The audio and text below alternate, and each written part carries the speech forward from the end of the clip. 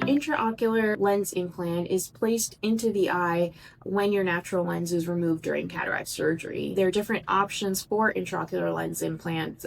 There is something called a monofocal lens, which is a basic lens that can make your distance vision typically improved. And then there's also a lens called a toric lens that can fix the astigmatism or the irregular shape of the cornea.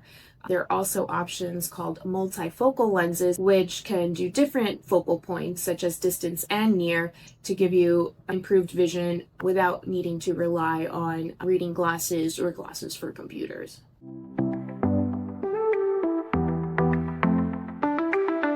In order to decide which intraocular lens implant is the best, we'll often talk about hobbies, lifestyle activities, jobs. Do you drive a lot at night? Do you fly an airplane? Do you do a lot of mirror work? Those are all things that we consider in terms of choosing an intraocular lens implant.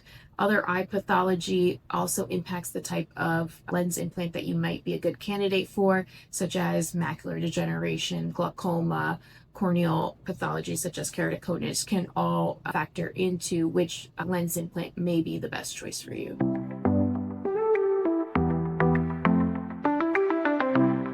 There's no such thing as a perfect lens. There are pros and cons to every single lens. And again, it really depends on what the patient is looking for after cataract surgery, and as well as different pathology that they might have in terms of their eyes and things of that sort.